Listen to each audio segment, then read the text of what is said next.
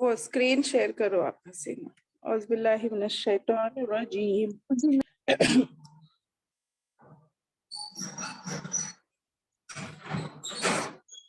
اعوذ باللہ السمیع العلیم من الشیطان الرجیم. بسم اللہ الرحمن الرحیم.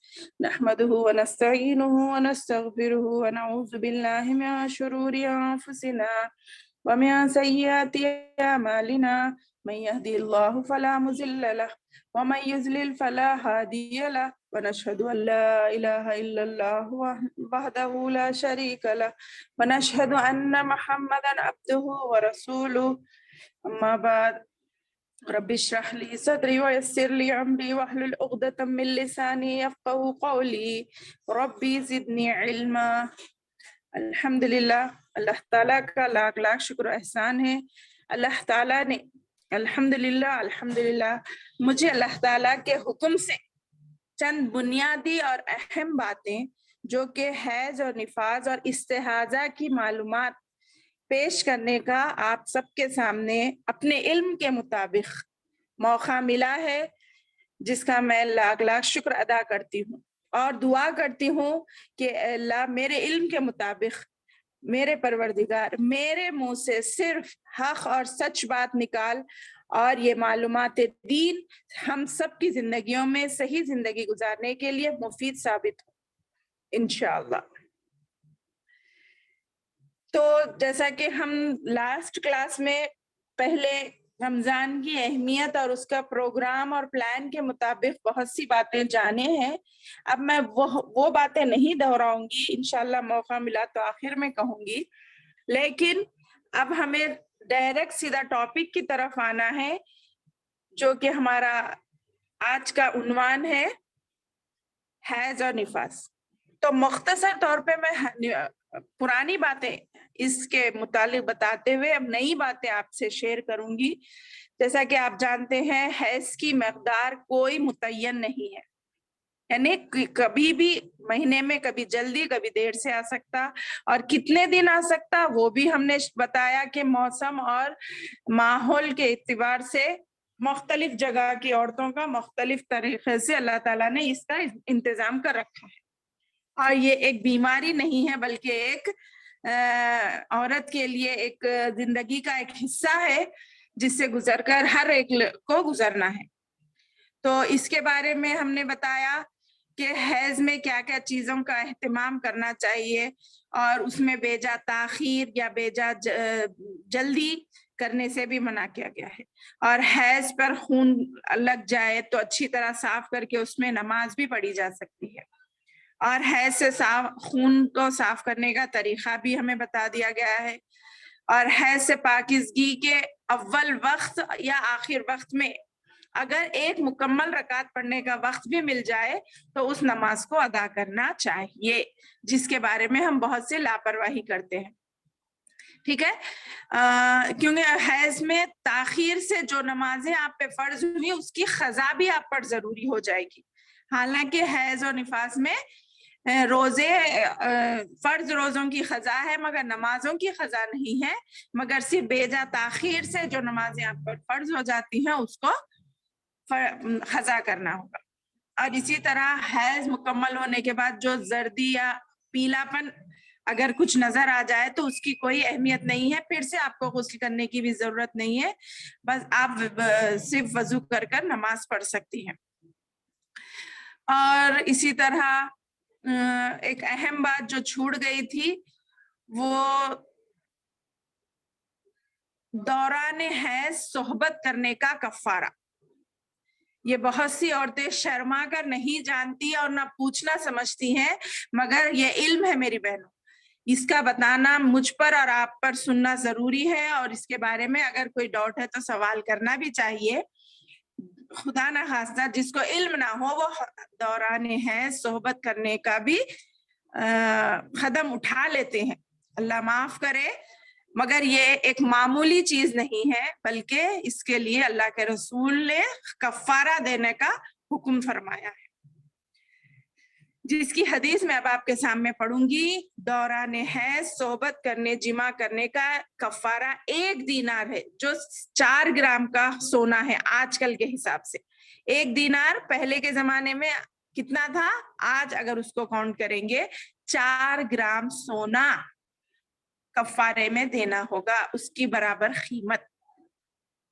اور غور کرے، حیض ختم ہو گیا، ابھی غسل نہیں کیا، پھر صحبت کرنے کا کی، تب بھی آدھا دینار سونا صدقہ کرنا ہے. میری آواز آ رہی ہے؟ جی آ رہی ہے الحمدللہ. جی. دوران ہے صحبت کرنے کا کفارہ 1 دینار یعنی 4 گرام سونا ہے، اور جب حیض ختم ہو جائے لیکن ابھی غسل نہیں کیا تو اس سے قبل صحبت کرنے کا کفارہ نصف دینار ہے. اب سنیے حدیث. ان ابی ہریرہ رضی اللہ عنہ قال رسول اللہ صلی اللہ علیہ وسلم من اتا حائزا او امرأة فی دبرها او کاہنا فقد کفر بها انزل علی محمد، رواہ الترمذی. کیا بول رہے اس حدیث میں؟ بہت سی دوسری باتیں بھی ہے، غور سے سنیے. حضرت ابو ہریرہ رضی اللہ عنہ فرماتے ہیں رسول اللہ صلی اللہ علیہ وسلم نے فرمایا جو شخص حائضہ سے صحبت کرے، جمع کرے یا دخول کرے، مختلف الفاظ آتے ہیں اس میں، یا عورت سے دبر کے راستے سے صحبت کرے. دبر یعنی پاخانے کی جگہ کو کہتے ہیں. میں معافی چاہتی ہوں اگر کسی کو یہ باتیں غلط لگ رہی ہیں، مگر علم ہے، پہنچانا ضروری ہے، اس کے لیے بتانا ضروری سمجھتی ہوں کہ یہ معلومات معلوم ہونا چاہیے جس سے ہم بچ سکتے. صرف نہیں کرنے کے کام معلوم ہونا، 2 چیزیں معلوم ہونا چاہیے، جو کام کرنا ہے وہ بھی اور جو نہیں کرنا ہے وہ بھی، تاکہ ہم بچ سکیں. تو کیا کہہ رہی تھی؟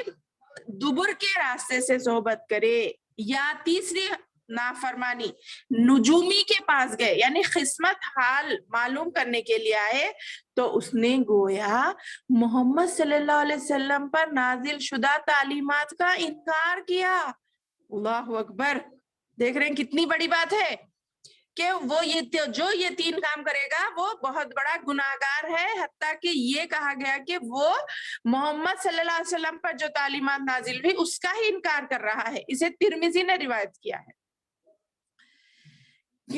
یعنی ایک اور حدیث اس کو اور واضح کرتی ہے، سنیے. حضرت عبداللہ بن عباس رضی اللہ عنہ سے روایت ہے کہ رسول اللہ صلی اللہ علیہ وسلم نے غسل حیض سے قبل اپنی بیوی سے صحبت کرنے والے آدمی کے بارے میں ارشاد فرمایا کہ وہ 1 دینار 4 گرام سونا صدقہ کفارہ دے یا نصف دینار 2 گرام صدقہ کرے. اسے ابو داؤد نے، ابن ماجہ میں، دونوں میں بھی یہ روایت آئی ہے. یعنی جب حائضہ عورت کے خون کی رنگت سرخی ہو اس سے صحبت کی جائے تو 1 دینار دینا ہوگا، اور اگر رنگت ختم ہو جائے، ابھی اسے حیض بند ہو گیا ہو، اس کے بعد اگر وہ غسل سے پہلے اگر صحبت کرے تو آدھا دینار، جس کو ہم معمولی سمجھتے ہیں. اگر کسی سے غلطی ہو جائے تو اللہ سے معافی مانگنا چاہیے، اور یہ علم رکھنا چاہیے کہ ایسا کرنا منع ہے، اور دبر کے حصے سے صحبت کرنا بھی منع ہے. ٹھیک ہے. اور کسی کاہن کے پاس جانا یعنی اپنا قسمت معلوم کرنا، یہ بھی ہمارے اسلام میں منع ہے، جس کی بارے میں آیا ہے کہ وہ گویا اللہ کے نبی کو ہی جھٹلانے والا ہے.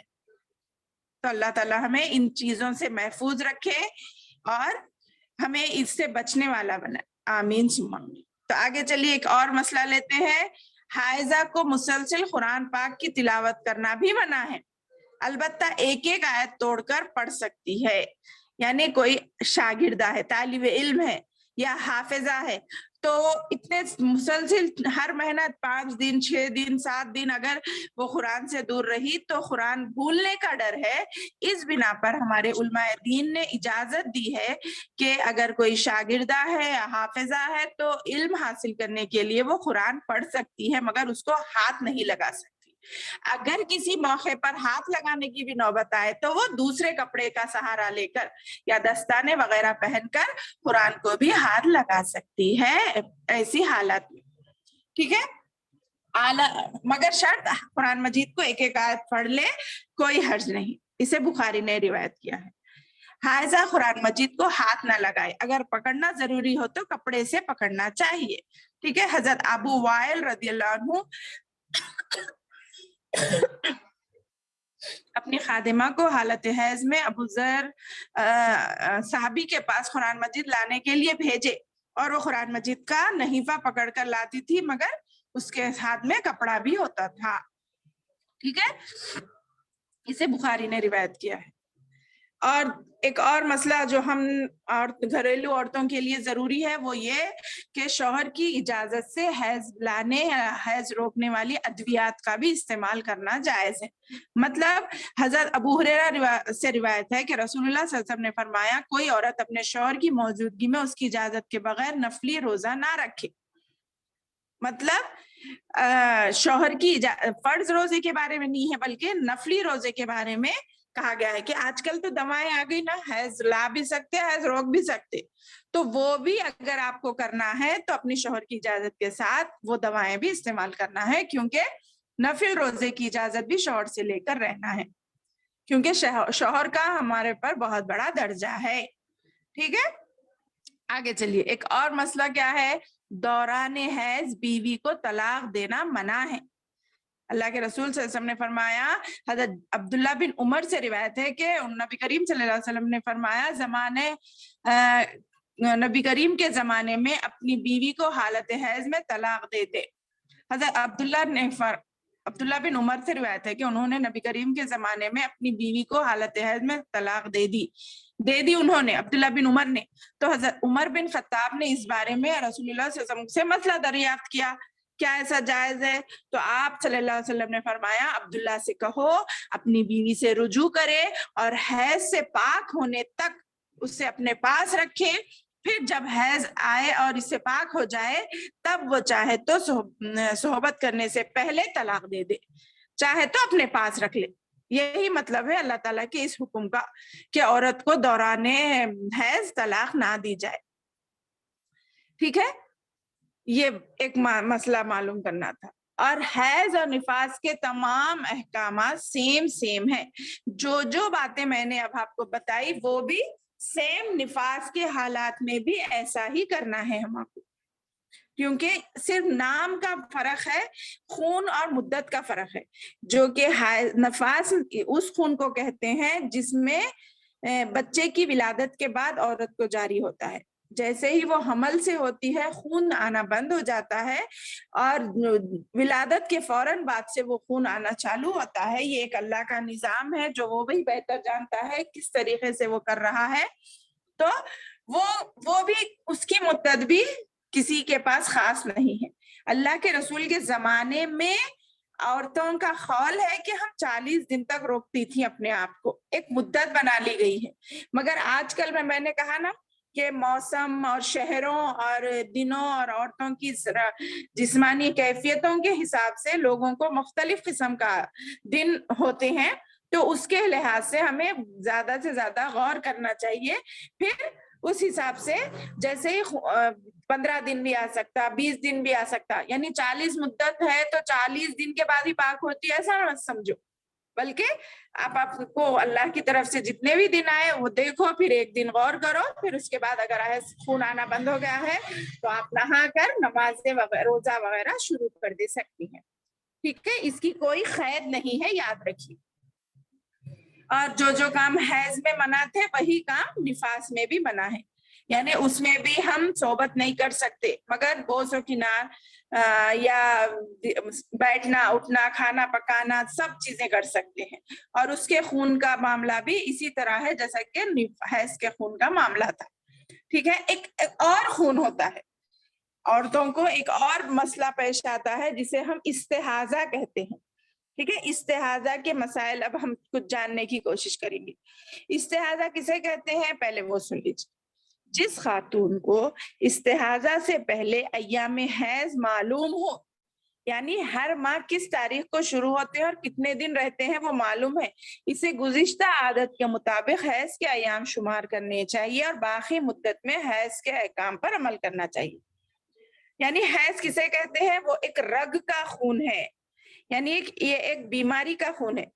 اس حدیث کو آپ سمجھنے کی کوشش کریے۔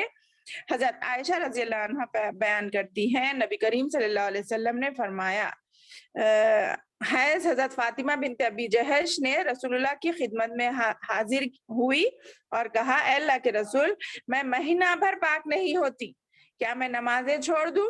تو رسول اللہ صلی اللہ علیہ وسلم نے فرمایا، یہ ایک رگ کا خون ہے، حیض کا نہیں، لہٰذا حسب عادت جتنے حیض کے دن شروع ہوتے ہیں ان دنوں میں تم نماز کو چھوڑ دو، اور جب عادت کے مطابق دن گزر جائیں تو خون دھو لو اور نماز پڑھ لو۔ ٹھیک ہے؟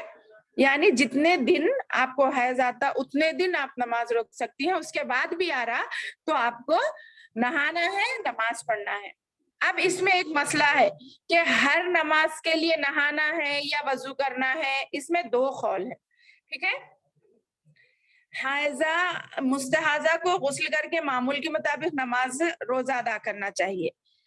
اب جس خاتون کو استحاضہ سے پہلے ایام معلوم نہ ہو، یعنی حیض میں بے قاعدگی رہی ہو، کبھی جلدی کبھی دیر سے آتے ہو، یہ بھی ایک مسئلہ رہتا۔ دیکھو کسی کو جلدی کسی کو دیر سے، تو اس میں وہ کیا کرے، وہ کیسا حیض کے دن روک کے رکھے؟ تو اس کے لیے بول رہے کہ وہ اپنے عام روٹین کو تلاش کرے، یا اپنے خاندان والوں کی عورتوں کا، اپنی بہنوں کا معلومات حاصل کرے۔ ٹھیک ہے؟ جس خاتون کے ایام حیض معلوم نہ ہو اور جس کے حیض اور استحاضہ کے خون میں رنگ فرق نہ پایا جاتا ہو، تو اسے پہلی دفعہ حیض آنے کے دنوں کو سامنے رکھتے ہوئے ہر مہینے کے اسی دن سے حیض کی ابتدا شمار کرنا چاہیے۔ جس دن پہلی مرتبہ حیض آیا تھا، مثلا کسی خاتون کو پہلی دفعہ مہینے کی 7ویں تاریخ کو حیض آیا، شروع ہوا، اسے حیض اور استحاضہ میں فرق کرنے کے لیے 7ویں دن سے حیض کے احکام پر عمل کرنا شروع کر دینا چاہیے۔ ٹھیک ہے؟ اس کے بعد جتنے دن آئے اتنے دن 7 دن تک روک کے اس کے بعد سے استحاضہ شمار کر لینا چاہیے۔ پہلی تاریخ سے 7 دن تک روک کر اس کے بعد سے یہ استحاضہ ہے سمجھ کر، بیماری کا خون ہے سمجھ کر اس کے احکامات پر عمل کرنا چاہیے۔ یعنی کیا ہے؟ وہ ہر بار وضو کرنا، کیا کرنا، اس کے لیے بتا رہے ہیں۔ مستحاضہ کو ہر نماز کے لیے نیا وضو کرنا چاہیے۔ 2 قول ہے بلینا میں۔ ایک قول یہ ہے، حضرت فاطمہ بنت ابی جہش رضی اللہ عنہا روایت کرتی ہے کہ وہ استحاضہ کی مریضہ تھی، نبی کریم نے انہیں فرمایا، جب حیض کا خون ہو تو یہ سیاہ رنگ کا ہوتا ہے، جو پہچانا جاتا ہے، حیض کا خون الگ کلر کا ہوتا، لہٰذا جب یہ ہو تو نماز نہ پڑھو، لیکن اگر اس کے علاوہ کوئی دوسرا خون آئے تو تم وضو کر کے نماز پڑھ لو، کیونکہ یہ استحاضہ کا خون ہے، یہ ایک رگ سے نکلتا ہے۔ اسے نسائی اور ابو داؤد نے روایت کیا۔ ٹھیک ہے؟ ہر نماز کے لیے نیا وضو کرنا چاہیے۔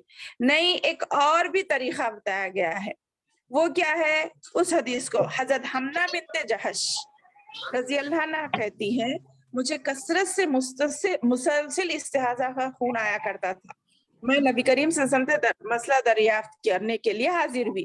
اس وقت آپ میری بہن زینب بنت حجش کے گھر میں تھے۔ میں نے عرض کیا، اے اللہ کے رسول صلی اللہ علیہ وسلم، مجھے استحاضہ کی بیماری ہے اور خون بڑی کثرت سے مسلسل آتا ہے، جس نے مجھے نماز اور روزے سے روک رکھا ہے، تو اس کے بارے میں آپ کا کیا حکم ہے؟ تو آپ صلی اللہ علیہ وسلم نے فرمایا، میں تمہیں روئی استعمال کرنے کی ہدایت کرتا ہوں، کیونکہ وہ خون چوس لیتی ہے۔ تو پھر حضرت حمنہ رضی اللہ عنہ نے عرض کیا، خون تو اس سے زیادہ آتا ہے، یعنی چوسنے کے باوجود بھی بہت زیادہ آتا ہے، تو تم کپڑا استعمال کرو، روئی کے اوپر کپڑا استعمال، لنگوٹ لگا کر کپڑا استعمال کرو۔ تو اس نے کہا اس سے بھی زیادہ آتا ہے، تو تب رسول اللہ صلی اللہ علیہ وسلم نے ارشاد فرمایا، میں تمہیں 2 باتوں کا حکم دیتا ہوں، ان 2 میں سے جس کو چاہو عمل کر لو اور تمہارے لیے کافی ہوگا، اگر دونوں پر عمل کر لو تو تمہاری مرضی۔ استحاضہ شیطان کی ٹھوکر میں سے ایک ٹھوکر ہے، جبکہ حیض تو تمہیں 6 یا 7 دن ہی آتا ہے، ان دونوں کا علم اللہ کے پاس ہے، لہذا 6 یا 7 دن غسل نہ کرو، روکے رکھو، اس کے بعد غسل کی وجہ سے پاک صاف ہو جاؤ اور نماز روزہ ادا کر لیا کرو، یہ تمہارے لیے کافی ہوگا۔ اور پھر ہر ماہ اسی طرح کر لیا کرو، جیسا کہ حیض والی عورتیں حیض کے وقت کرتی ہیں۔ اور پاک عورتیں پاکیزگی کے وقت کرتی ہے. مطلب سمجھے آپ لوگ, یعنی 6-7 دن حیض کے سمجھ کے اس دنوں میں نماز روک دے, اس کے بعد بھی آ رہا تو آپ 2 نمازوں کو جمع کر کے غسل کر کے, اگر سہولت ہے تو غسل کر کے آپ نماز پڑھ سکتی ہیں. ایک نماز کو دیر سے, دوسری نماز کو اول وقت میں, پھر رک جانا, پھر 2 نمازوں کا مطلب ظہر اثر ہے بھائی, ظہر کے آخری وقت تک جاؤ, غسل کرو فوری, آ کے نماز پڑھو, پھر عصر کا وقت ہو جاتا, عصر کی نماز پڑھ لو, پھر خون جاری ہو گیا, پھر آپ مغرب تک رکو, مغرب کے آخری وقت تک جاؤ, عشاء کا اول وقت آ جاتا, جب پھر غسل کرو, پھر جلدی جلدی 2 نمازیں ادا, جلدی جلدی مطلب نماز کے ارکان کو صحیح طور پہ ادا کرنا ہے. 2 نمازوں کو ایک جگہ جمع کر لو, نماز پڑھ لو, پھر آپ اپنا احتیاط کرو, پھر فجر کے لیے نیا غسل کرو. یہ ایک طریقہ بتایا اللہ کے رسول نے ہمنا رضی اللہ عنہا کو. پھر دوسرا کہا اگر تم بار بار غسل نہیں کر سکتی تو تم ہر نماز کے لیے نیا وضو کرو, اور ہم کپڑا استعمال کرتے ہوئے بھی نماز پڑھ سکتی ہیں. ٹھیک ہے, واضح ہو گیا نا. اس کی مدت بھی نہیں طے کی گئی ہے, کسی کو 20 دن آ جاتا, کسی کو 25 دن, 24 دن, 23 دن, کچھ ہو سکتا. تو ان کو پاکیزہ عورتوں کی طرح ہی شمار کریں, مستحاضہ عورت کو بھی. ٹھیک ہے. اب ایک نیا مسئلہ, مستحاضہ غسل کرنے کے بعد تمام عبادات معمول کے مطابق ادا کر سکتی ہے. حضرت عائشہ رضی اللہ عنہا فرماتی ہے نبی کریم صلی اللہ علیہ وسلم کے ساتھ آپ کی ایک زوجہ حالت استحاضہ کے باوجود اعتکاف کیا کرتی تھی. ٹھیک ہے. اب نماز روزہ بولے اور اعتکاف جیسی عبادت کو بھی, یعنی مسجد میں ہی کرنا ہے, وہ بھی یاد رکھیے, اعتکاف مسجدوں میں ہی کرنا ہے اور احتیاط کے ساتھ کرنا ہے, کیونکہ وہ ایک بیماری ہے. اللہ ویسی بیماری سے ہم سب عورتوں کی حفاظت فرمائے, ہمارے بچیوں کی حفاظت فرمائے. وہ سب کو نہیں ہوتا, کسی 10-50 میں 100 میں 1 کو 2 کو ہوتا ہے. اللہ آج کل کی غذا پر, اللہ آج کل کی بیماریوں پر ہماری حفاظت فرمائے اللہ تعالیٰ. اب رہا ایک مسئلہ, غسل کرنے کے بعد مستحاضہ سے صحبت کرنا بھی جائز ہے.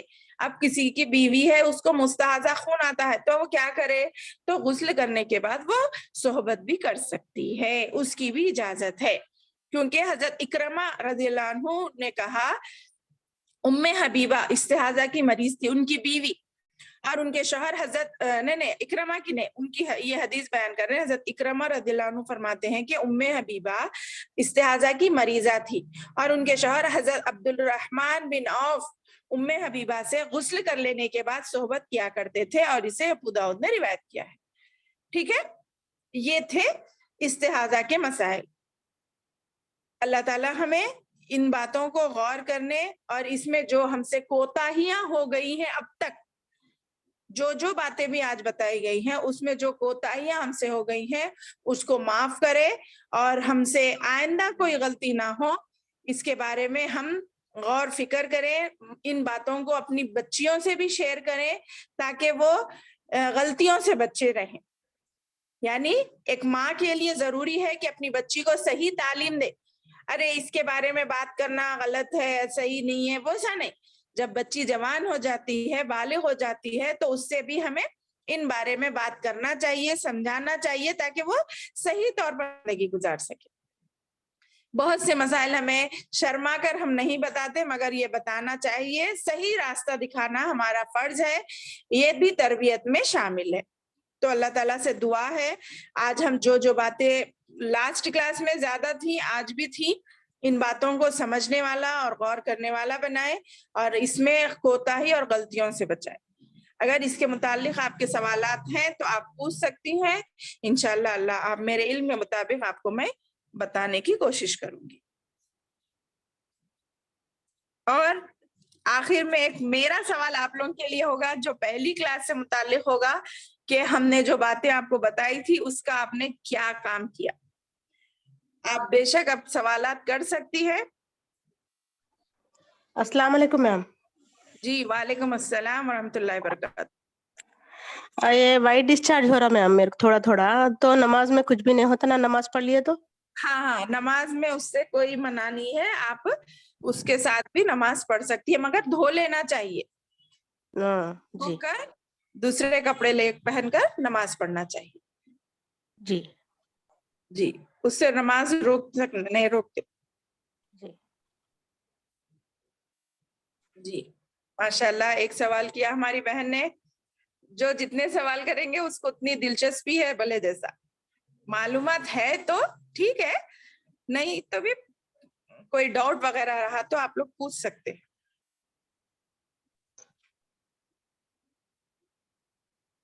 ورنہ میرا سوال ریڈی ہے آپ لوگوں کے لیے.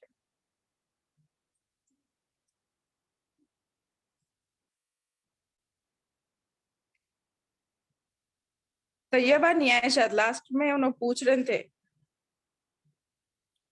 استحاضہ کے بارے میں. السلام علیکم. وعلیکم السلام ورحمۃ اللہ وبرکاتہ. منیمم ایسے مینسز آئے جو 7 days تک رکنا ہے, یہ کمپلسری ہے سب کے لیے منیمم 7 نہیں days؟ نہیں ہے, نہیں ہے, 7 days بھی کمپلسری نہیں ہے. کسی کو 3 دن آتا, 4 دن آتا, 5th ڈے نہ لینا. اور اس کا آپ شمار کیسا کرنا معلوم, 3 مہینے مسلسل غور کرنا آپ, یعنی کب آ رہا, کب تک رہ رہا, کب بند ہو رہا. ٹھیک ہے, تو منیمم 3 مہینوں تک آپ غور کرے بعد آپ فکس ہو جانا کہ میرے کو اتنے دن آتا.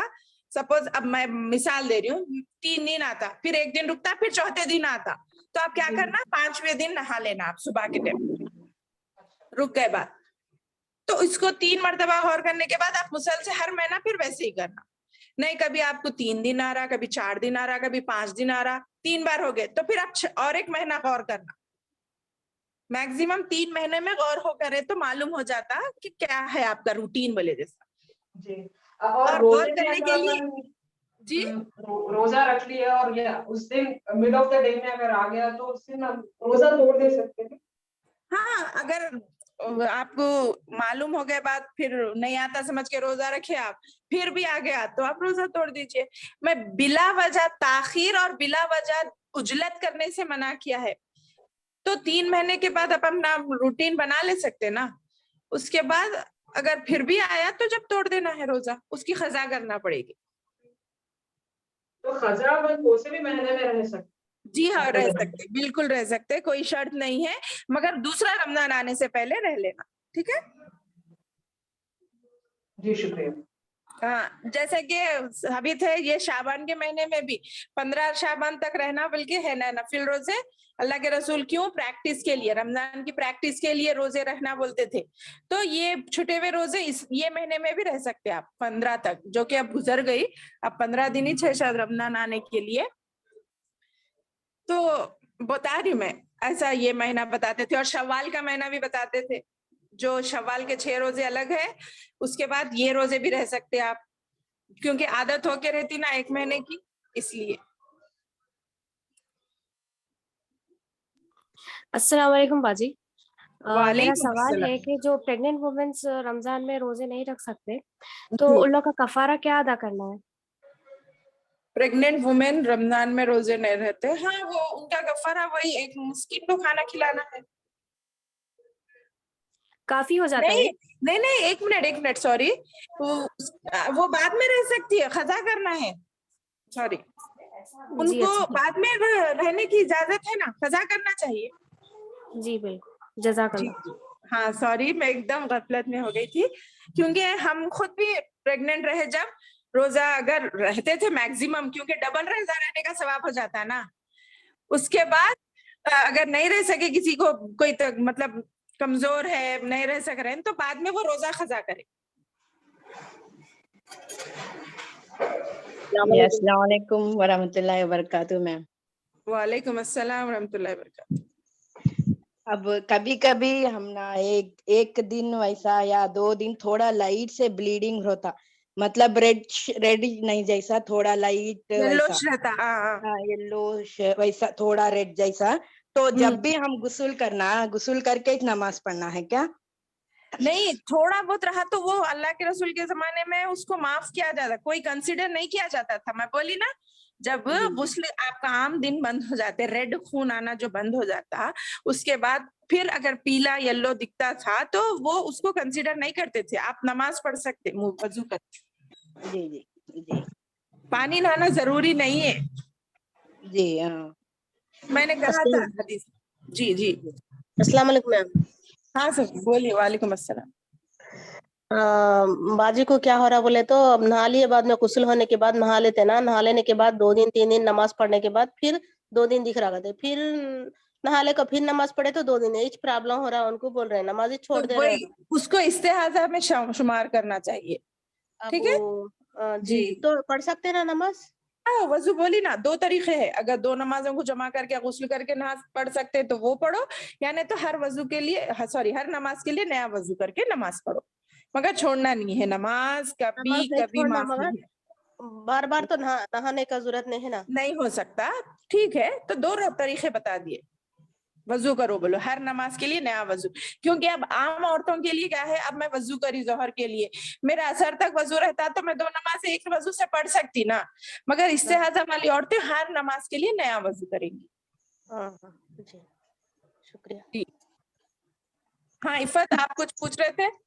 جی باجی, وہ کوئی گھر میں ضعیف ہے, مطلب ہمارے سسرے ضعیف ہے تو رمضان میں روزہ نہیں رکھ سکتے تو. کمزوری نہیں تو ان کو ایک مسکین کو کھانا کھلانا ہے جی جی باجی 2 ٹائم کا, یہ کفارہ ہے اس کا.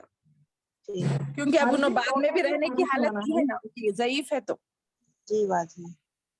جی ضعیف ہے تو ہر دن 2 ٹائم کا ایک ہی دم ان کو دے سکتے نہیں, ریشن ہو سب کچھ. ہاں دے سکتے. آج کل شکلیں نکلی ہے, یعنی ہر ٹائم کس کو ہم ڈھونڈنے نہیں آئے تو آپ مگر دیندار لوگوں کو رہنا دینا, کیونکہ وہ جو ہے سو تاکہ روزہ رہنے والے رہے تو تاکہ ان کو زیادہ ثواب مل سکے. آپ تو نیت کر کے سامنے سے دیکھتے دل کا حال نہیں جانتے, مگر معلوم رہتا نا پھر اپنے خاندان میں ہو یا کہیں کسی پڑوسی میں بھی ہو, نیک لوگوں کو دینا. آج کل آ جا رہے ہیں دیکھیے منگنے کے لیے, ہندو بن کے بھی آ جا رہے ہیں. ویسا نہیں, غور و فکر کر کے آپ کا مال صحیح جگہ استعمال ہونا, تو آپ بھی غور و فکر کر کے نیک لوگوں کو دینا تاکہ آپ کو اس کا جو اجر ملنا چاہ رہے ہیں آپ وہ صحیح طور سے مل سکے انشاءاللہ. اچھا جی شکریہ.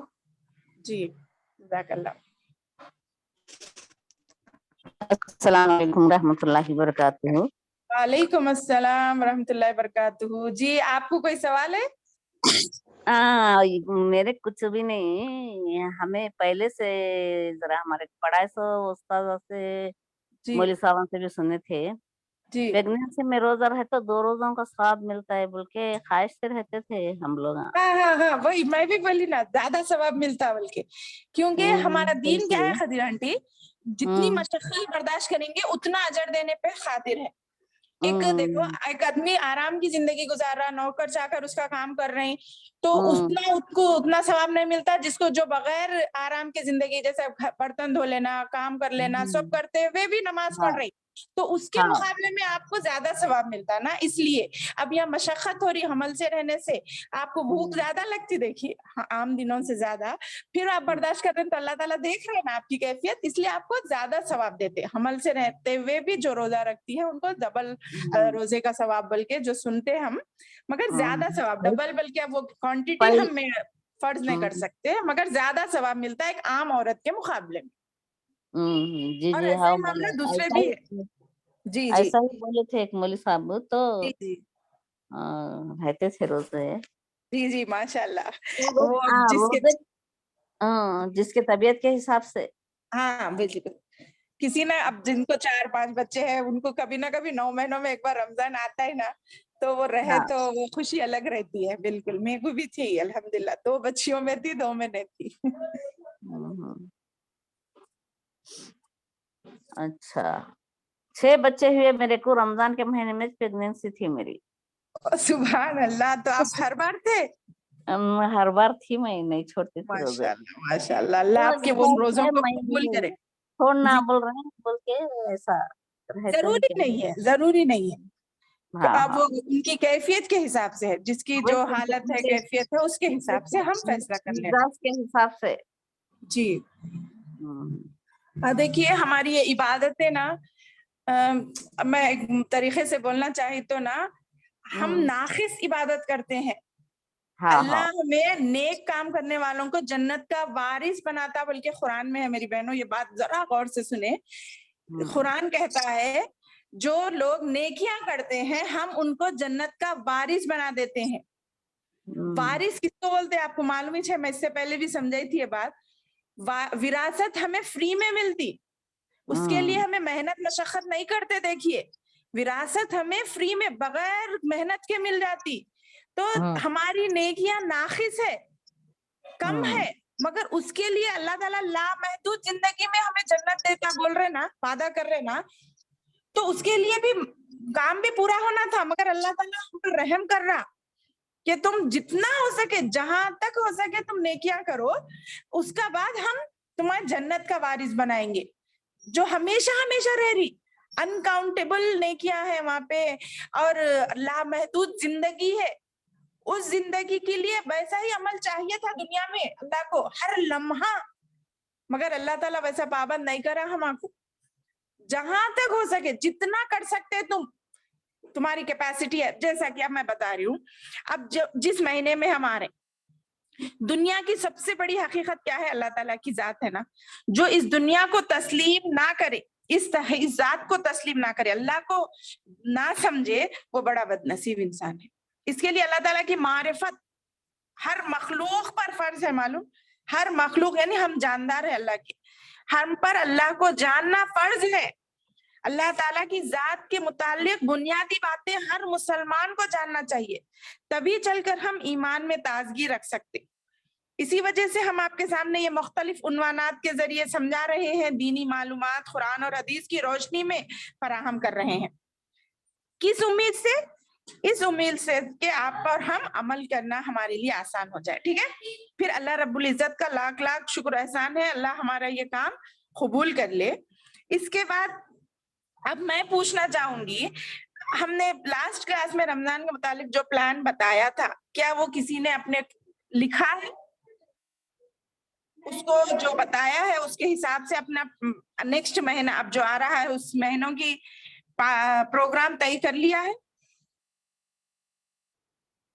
ورنہ کیا ہوگا معلوم, بہت سے لوگوں کی طرح یہ مہینہ بھی آئے گا اور تفریح, شاپنگ, پکوان, لذتیں اور بہت سے تو گناہوں سے بھی اس مہینے میں اپنے آپ کو ملوث کر لیتے ہیں, یعنی گناہوں میں پڑ جاتے. کیونکہ نا میری بہن یاد رکھیے, نبی کریم صلی اللہ علیہ وسلم کی ایک پیاری حدیث ہے, کیا بول رہے اللہ کے رسول اس میں, نعمتان مغبوہن فیہ کثیر من الناس الصحۃ والفراغ. دو نعمتیں جن میں بہت سے لوگ غفلت برتتے ہیں, نقصان اٹھاتے ہیں, خسارہ محسوس کرتے ہیں. کیا ہے وہ؟ صحت مندی اور فراغت. وقت جن کا صحیح استعمال ہوگا تو انسان کامیاب ہوگا, بولی نا میں, اور جن کا غلط استعمال ہوگا, لاپرواہی ہوگی, تو وہ انسان ناکام کہلائے گا.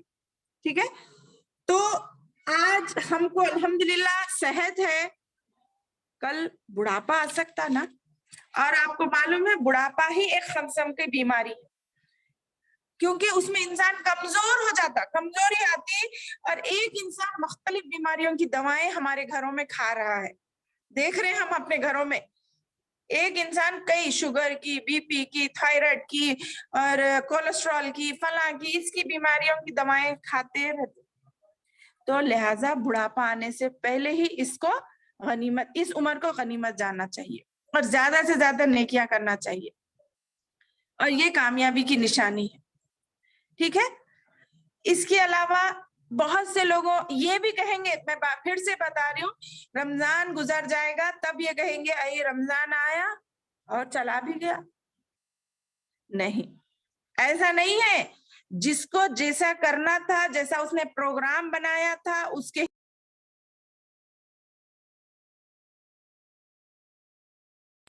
ٹھیک ہے وہ کامیاب ہو گیا.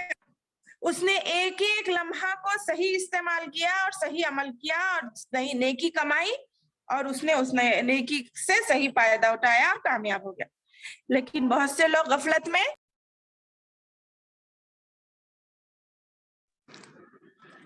میں رہتے ہیں. رمضان آتا ہے, اس میں آنے کا انتظار کرتے, پھر عید کی تیاری شروع کر دیتے, ایسا کریں گے ویسا کریں گے عید پر بول کے, اور رمضان چلے بھی جاتا. फिर क्या बोलते बाद में, काश हमने हर दिन को बारे में सोचा होता, अपनी जिंदगी को मुनज्जम बनाया होता, मुनज़्ज़ा किया होता, यानी मुनज़्ज़ा क्या, गुनाहों से पाक और साफ कर लिया होता।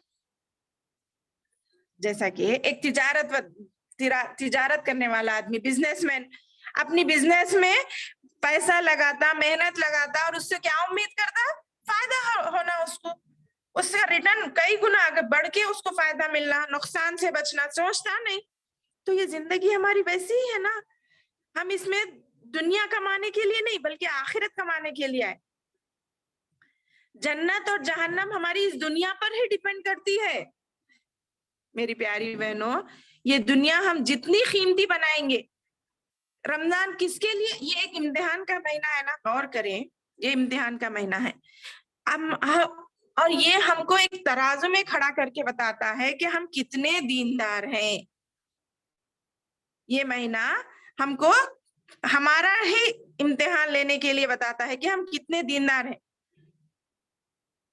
जब एक महीना हम दीनदार बन के जिंदगी गुजार सकते, तो क्या पूरे बाकी के 11 महीने हम वैसी तरह नहीं गुजार सकते? क्योंकि यहाँ पे तो एक नेकियों का माहौल बन जाता है, नमाजों के लिए मस्जिदें भर जाती हैं, रोजा इफ्तार की तैयारी करते हैं। गोया रमजान हमको आईना दिखाता है, हमारी दीनदारी का लेवल बताता है। जैसा कि हम वजन की मशीन पर खड़े होकर अपना वजन देखते हैं ना, कितना वजन है तो हमें मालूम हो जाता है, वैसे ही रमजान हमारे दीन का वजन बताता है। हमारे रमजान में आदमी की कीमत पता चलती है। कैसे? एक आदमी की कीमत दुनियावी माल और दौलत से नहीं बल्कि उसकी निगाह में दीन की कीमत कितनी है, आपको दीन कितना पसंद है, वो आदमी की असल कीमत होती है। अपने औकात को उनके एतबार से, कोशिशों के एतबार से, असबाब और वसाइल के एतबार से उसने दीन पर कितना अमल किया। ये कहा था मालूम, सहाबा क्यों कीमती बने? सहाबा कराम क्यों कीमती बने? दीन के एतबार से बने, दुनिया के एतबार से नहीं।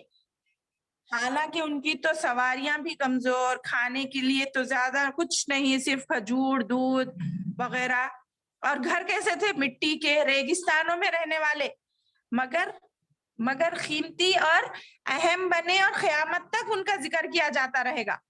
किस वजह से? दुनिया की डिग्रियों की वजह से नहीं मेरी बहनों, नहीं।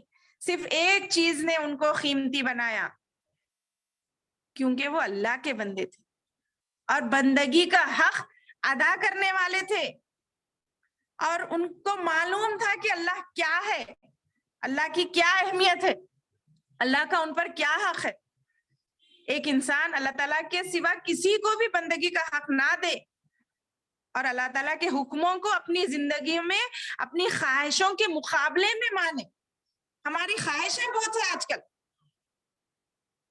हम ख्वाहिशों के बंदे बन गए, अल्लाह के बंदे नहीं बने, और हमारा इस्लाफ अल्लाह के बंदे बनकर जिंदगी गुजारा।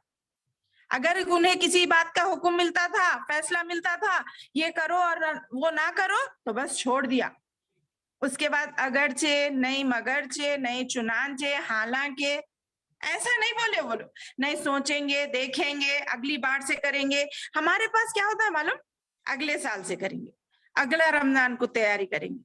हमारी दीनदारी पोस्टपोन होते रहती मेरी बहनों, पोस्टपोन, अब नहीं, बाद में, नेक्स्ट। नौकरी मिली, नमाजों का पाबंदी करूंगी, शादी हो जाएगी, दाढ़ी रखेंगे, हज को जाके आएंगे, पूरे दीनदार बन जाएंगे।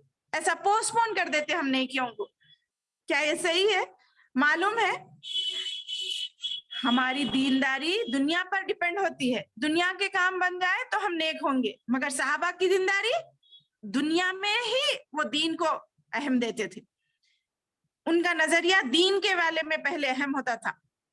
अल्लाह जिस हाल में भी रखे, खुश है, नाखुश है, गम है, जंग है, कैसे भी हाल में हो, सर्दी है, गर्मी है, बारिश है, दीन का दामन नहीं छोड़ते थे मेरी बहनों, दीन का दामन नहीं छोड़ते थे।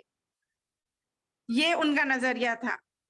ابھی غریبی ہو یا خوشحالی ہو, غریبی میں تو ٹھیک ٹھاک, اگر خوشحالی مل جائے تو وہ یہ تک سوچتے تھے کہ اللہ ہم کو دنیا میں ہی سب ہمارے اعمال کا بدلہ دے کر ہمیں آخرت میں کئی نیکیوں سے نعمتوں سے محروم نہ کر دے, یہ سوچتے تھے.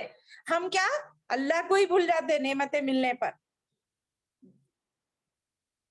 آخرت کا سوچتے ہی نہیں. کیوں کہا گیا کہ کفار کے لیے دنیا جنت ہے اور مومن کے لیے قید خانہ؟ دنیا میں خوشحالی مل گئی تو بس ہو گئے, ہم کامیاب بن گئے؟ نہیں, افسوس, ایسا افسوس ہمیں رمضان کے بعد نہ ہو, تو ابھی سے ہمیں اس کے لیے تیاری کرنا ہے. افسوس کا وقت گیا, اب واپس نہیں آئے گا. اب ہمیں آگے کا سوچنا ہے. اگر کسی کو معلوم ہو جائے یہ رمضان ان کی زندگی کا آخری رمضان ہے اور تمہارا نام جہنمیوں کی لسٹ میں ہے بول کے سپوز کسی کو معلوم ہو گیا, تو وہ کیسا زندگی گزارتا؟ سوچئے کیسا زندگی گزارتا؟ جو وقت ملا وہ غنیمت سمجھتا, ابھی سے نیک بننے کی کوشش کرتا. کیونکہ آخرت میں اللہ تعالیٰ نے کہا نا, جب حقیقت سے پردے اٹھ جائیں گے تو پھر نہ ایک لمحے کی تقدیم ہوگی نہ ایک لمحے کی تاخیر ہوگی. دیکھیے اب دنیا میں ہی ہم اس کی بات سمجھتے ہیں. کیوں؟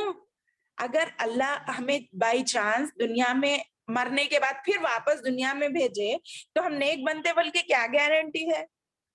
ہم دنیا میں کتنی موتوں کو نہیں دیکھ رہے, ہمیں بھی وہاں جانا ہے معلوم ہے, مگر ہم بدل رہی نہیں. تو پھر اسی لیے اللہ میاں نہیں بھیجتے بعد میں کہ تم پھر یہاں سے جا کے پھر دنیا میں محو ہو جاؤ گے, پھر تمہیں غفلت پڑ جائے گی. کتنی مصیبتیں آئے جب ہم ارادہ کر لیتے نہیں اللہ یہ مصیبت ہٹا دے, اس کے بعد میں نیک بن جاؤں گی.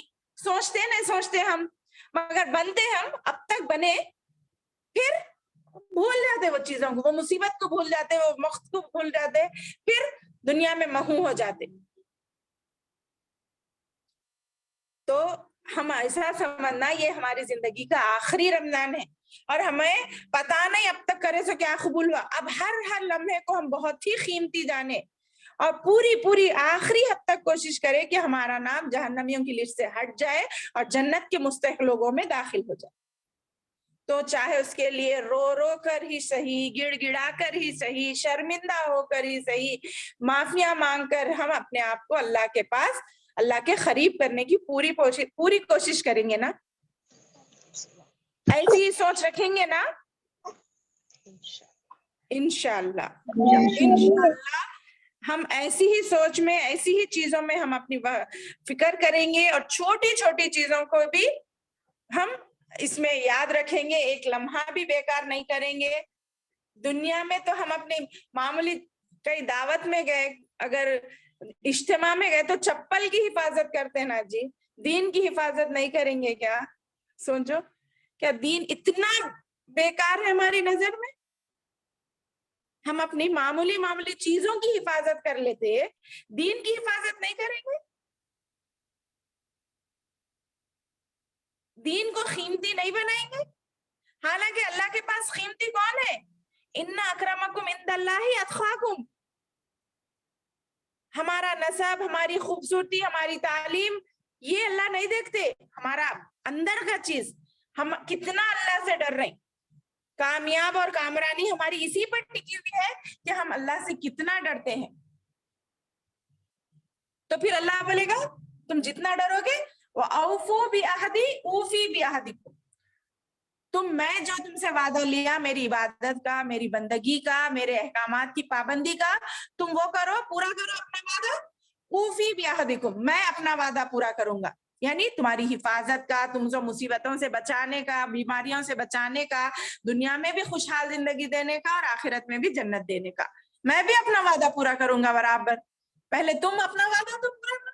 ہمارا معاملہ کیا ہے معلوم, ہم اللہ اپنا حصہ چھوڑ دیتے, اللہ کی طرف تو چیز کو ڈیمانڈ کرتے. اللہ نے جو وعدہ کیا اس کو پہلے پورا کرو, پھر ہم دیکھیں گے, دیندار بنیں گے. ایسا نہیں ہوتا میری بہنوں, ہمیں ابھی ہوش کے ناخن لینے ہیں, غفلتوں سے اپنے آپ کو اٹھانا ہے, اور اس بار کے رمضان کو فائنلی رمضان جانے کے بعد ہم اپنے آپ میں مطمئن رہیں کہ ہاں ہم نے عبادت کی, جہاں تک ہو سکے ہم نے اس مہینے سے فائدہ اٹھایا.